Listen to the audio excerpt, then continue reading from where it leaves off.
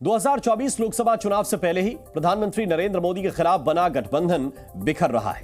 नीतीश कुमार ने विपक्षी गठबंधन की नींव रखी थी। पिछले साल नीतीश अलग अलग दलों के नेताओं से जाकर मुलाकात करते थे। उन्होंने ही विपक्ष को एकजुट किया, लेकिन अब वही गठबंधन से हट गए। इस लिस्ट में दूसरा नाम है बंगाल की मुख्यमंत्री ममता बनर्जी का। गठबंधन का नाम इंडिया रखने का प्रस्ताव ममता बनर्जी का ही था, लेकिन कांग्रेस नेताओं की अनदेखी के चलते उन्होंने बंगाल में अकेले ही चुनाव लड़ने का ऐलान कर दिया। इस लिस्ट में तीसरा नाम अरविंद केजरीवाल का आता है और उनकी आम आदमी पार्टी का। अरविंद केजरीवाल ने पंजाब और दिल्ली में सीटों के बंटवारे को लेकर कांग्रेस के साथ कई राउंड की बैठक की, लेकिन पिछले हफ्ते ही भगवंत मान ने यह ऐलान करके कांग्रेस को झटका दे दिया कि आम आदमी पार्टी पंजाब में अकेले चुनाव लड़ेगी। 13-0 होगा। उत्तर से लेकर पूरब तक के राजनीतिक दल इंडिया गठबंधन से दूर हो गए। नीतीश कुमार सिर्फ आरजेडी के कारण ही इंडिया से अलग नहीं हुए हैं, बल्कि उनके गठबंधन से हटने की एक बड़ी वजह कांग्रेस पार्टी भी है, और इसका खुलासा जेडीयू के महासचिव केसी त्यागी ने किया। केसी त्यागी ने यह आरोप लगाया कि कांग्रेस इंडिया गठबंधन को हड़पना चाहती है। दरअसल कांग्रेस का एक कॉकस इंडिया गठबंधन के नेतृत्व को हड़पना चाहता था। 19 दिसंबर को अशोका होटल में जो बैठक हुई थी, उसमें एक साजिश के तहत इंडिया गठबंधन का नेतृत्व करने के लिए श्री खड़गे का नाम सुझाया गया था। इससे पहले मुंबई की बैठक में सर्वसम्मति से तय हुआ था कि बगैर किसी का चेहरा आगे रखे बगैर ये इंडिया गठबंधन काम करेगा।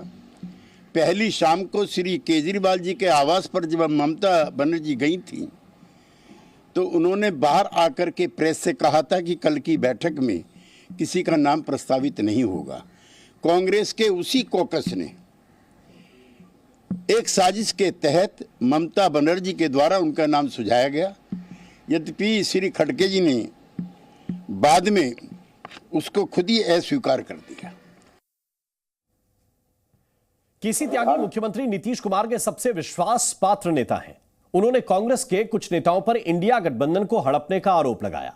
केसी त्यागी भले ही 13 दिसंबर की बैठक का जिक्र कर रहे हों, लेकिन नीतीश की कांग्रेस और इंडिया गठबंधन से नाराजगी की शुरुआत तो जुलाई में बेंगलुरु की बैठक में ही हो गई थी। पिछले साल 18-19 जुलाई को बेंगलुरु की बैठक में ममता बनर्जी ने इंडिया गठबंधन नाम सुझाया था। इस नाम पर नीतीश कुमार ने आपत्ति जताई, लेकिन उनकी आपत्ति को नजरअंदाज किया गया और उसी नाम पर सबकी मुहर लग गई। इसके बाद नीतीश कुमार की नाराजगी इस बात को लेकर भी थी कि इंडिया गठबंधन का नेतृत्व करने के लिए कांग्रेस की ओर से मल्लिकार्जुन खड़गे का नाम आगे किया गया, जबकि नीतीश चाहते थे कि गठबंधन का कोई चेहरा ना हो, चुनाव बाद ही चेहरा चुना जाए। नीतीश कुमार को गठबंधन का संयोजक बनाया जा रहा था, लेकिन नीतीश कुमार ने इसे अस्वीकार कर दिया। नीतीश कुमार की कांग्रेस से नाराजगी सीट बंटवारे को लेकर भी थी। जल्द सीट बंटवारा नहीं किए जाने को लेकर भी नीतीश कुमार में कांग्रेस के प्रति असंतोष था। अब तो जेडीयू की ओर से यहां तक आरोप लगा दिया गया कि कांग्रेस क्षेत्रीय दलों के नेतृत्व को खत्म करने की साजिश रचने का एक तरह से काम कर रही है। दरअसल जितनी भी गैर कांग्रेसी क्षेत्रीय दल हैं, चाहे वो लोक दल हो, चाहे सपा हो, चाहे बसपा हो, चाहे जेडीयू हो, चाहे आरजेडी हो, चाहे ममता बनर्जी की पार्टी हो, चाहे शरद पवार जी की पार्टी हो, ये सब दल कांग्रेस पार्टी से लड़ करके भारत की राजनीति में इन्होंने एक अपना स्थान बनाया है। कांग्रेस पार्टी अपने सर्वाइवल के दौर से गुजर रही है। पिछले 2 लोकसभा चुनाव में नेता प्रतिपक्ष के लायक भी उनके पास सांसद नहीं थे, लिहाजा वो क्षेत्रीय जो नेतृत्व है इन दलों का, उनको समाप्त करना चाहते हैं। केसी त्यागी के मुताबिक नीतीश की नाराजगी की सबसे बड़ी वजह कांग्रेस पार्टी और उसके नेताओं का इंडिया गठबंधन पर कब्जा जमाने वाला रुख रहा है, वरना नीतीश कुमार ने ही पिछले साल विपक्षी एकता की शुरुआत की थी। पिछले साल अप्रैल-मई में वो देश के अलग अलग राज्यों में गए, वहां विपक्षी नेताओं से मिले। 2 महीने तक उत्तर से लेकर दक्षिण तक का दौरा करने के बाद पिछले साल 23 जून को नीतीश कुमार ने पटना में पहली बार विपक्ष के सारे दलों को एकजुट किया था। पटना में हर विपक्षी पार्टी के नेता को बुलाया गया था। पटना वाली बैठक का नेतृत्व नीतीश कुमार ही कर रहे थे, लेकिन 6 महीने के अंदर इंडिया गठबंधन नीतीश के हाथों से निकलकर कांग्रेस के हाथों में चला गया, या यूं कहिए कि कांग्रेस के कब्जे में चला गया। नीतीश की बातों को तो पहले से ही काटा जा रहा था, उनकी कुर्सी भी धीरे धीरे किनारे कर दी गई थी और गठबंधन की अगुवाई कांग्रेस करने लगी थी। ये 2 तस्वीरें बता रही हैं कि किस तरह नीतीश कुमार इंडिया गठबंधन में हाशिए पर चले गए थे।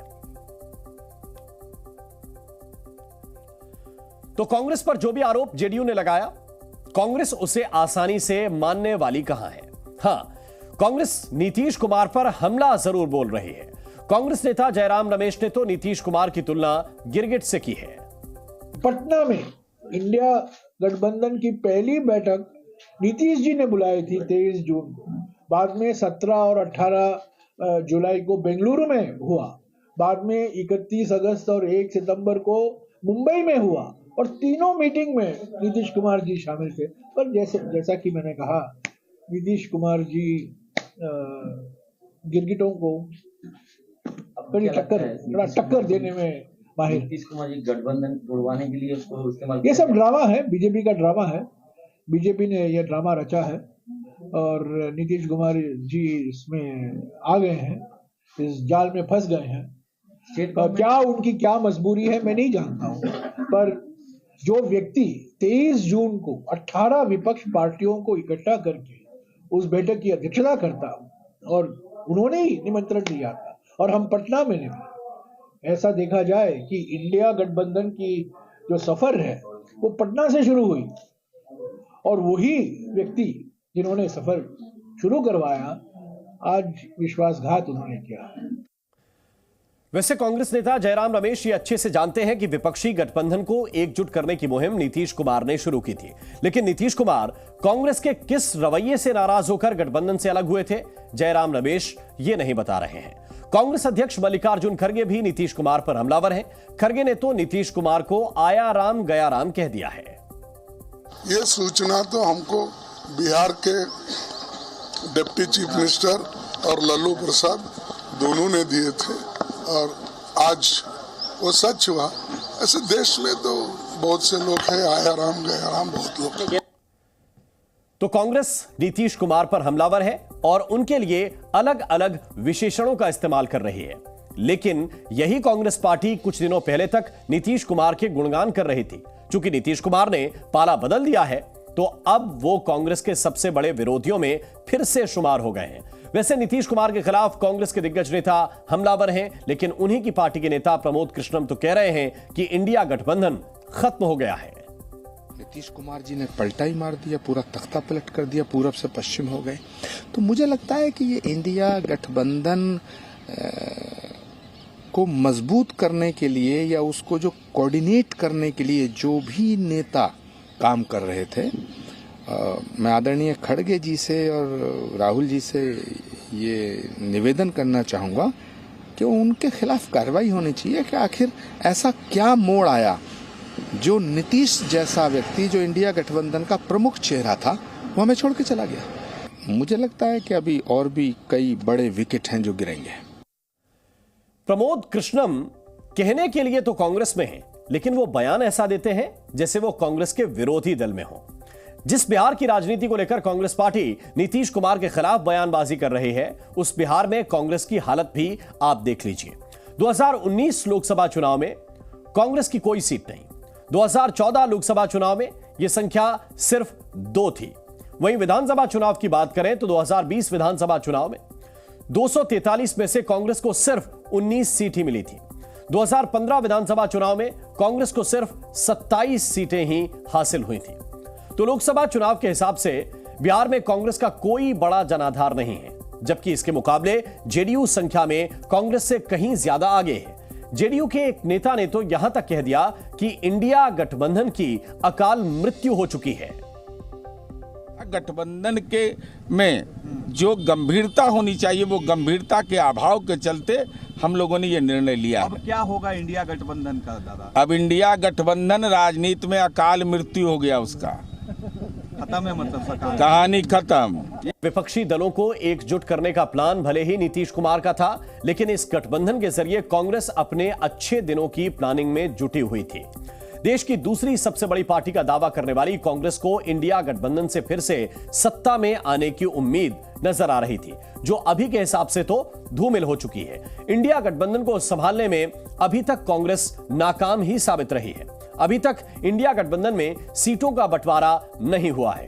यहां तक कि आम आदमी पार्टी ने पंजाब और दिल्ली में सीट बंटवारे को लेकर कांग्रेस के साथ कई राउंड बैठक भी की। उन बैठकों का नतीजा अभी निकला नहीं है। तो भगवंत मान ने तो पंजाब में अकेले चुनाव लड़ने का ऐलान भी कर दिया है। उधर कांग्रेस के नेता अधीर रंजन चौधरी ममता बनर्जी पर लगातार हमले बोलते रहे। ममता बनर्जी ने बंगाल में अकेले लड़ने का ऐलान कर दिया। उत्तर प्रदेश में अखिलेश यादव ने कांग्रेस को सिर्फ 11 सीटें देने का ऐलान कर दिया। उन्होंने साफ लिख दिया कि 11 सीटें हैं। अखिलेश के इस फैसले पर कांग्रेस से कोई आधिकारिक प्रतिक्रिया नहीं आई, लेकिन उसके कुछ नेताओं के बयान जरूर आए, जिससे यह लग रहा है कि कांग्रेस इस सीट बंटवारे से खुश नहीं है। Zee News.